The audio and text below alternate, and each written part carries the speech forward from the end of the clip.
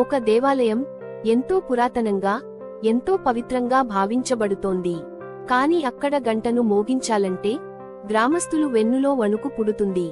ఎందుకంటే ఆ గంట శబ్దం తర్వాత వచ్చే దారిలో మృత్యువు నిలుచుంటుందట. ఈ ఆలయం కర్ణాటక సరిహద్దులోని వేదడిపల్లి అనే గ్రామంలో ఉంది. శ్రీ కాళభైరవ స్వామి ఆలయం గర్భగుడి ముందు వేలాడే గంటను చూడగానే ఒక్కసారిగా భయమేస్తుంది.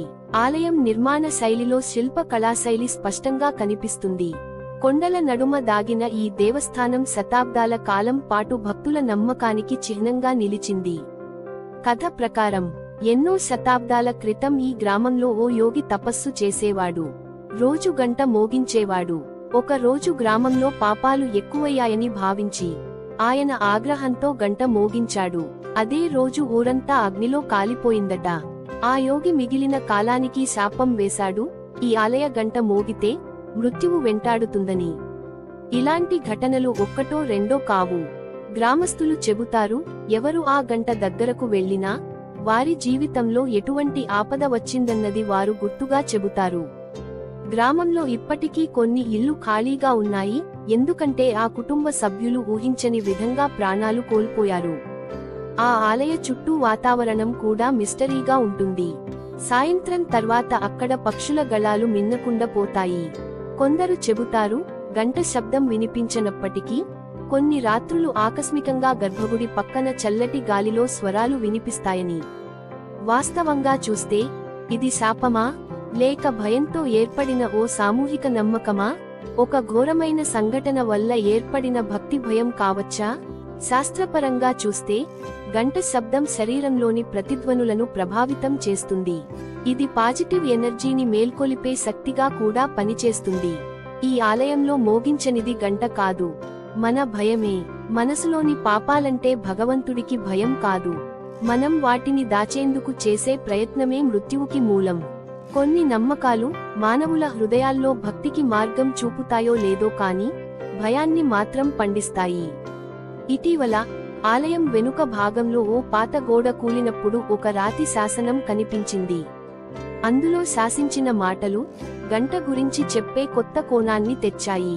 ఒక తాంత్రికుడు కాశ్మీర్ నుండి వచ్చినవాడు ఆలయంలో గంటను మోగించడానికి ముందే గ్రామస్తులకు హెచ్చరిక ఇచ్చాడట.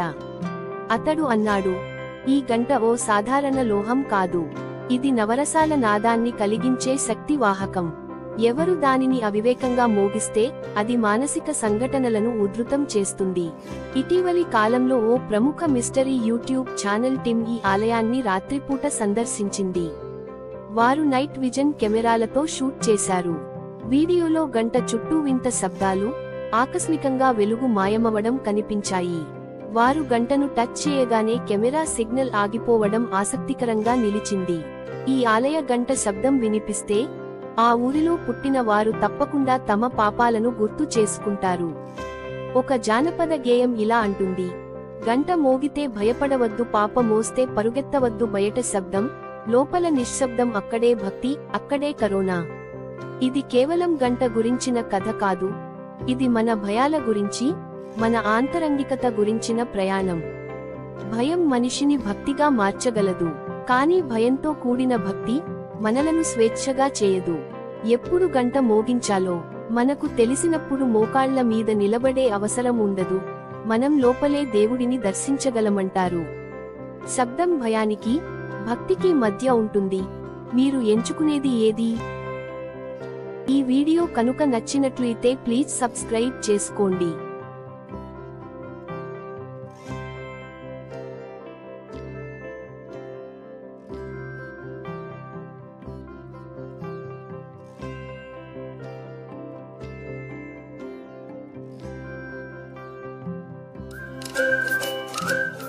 Please subscribe our channel.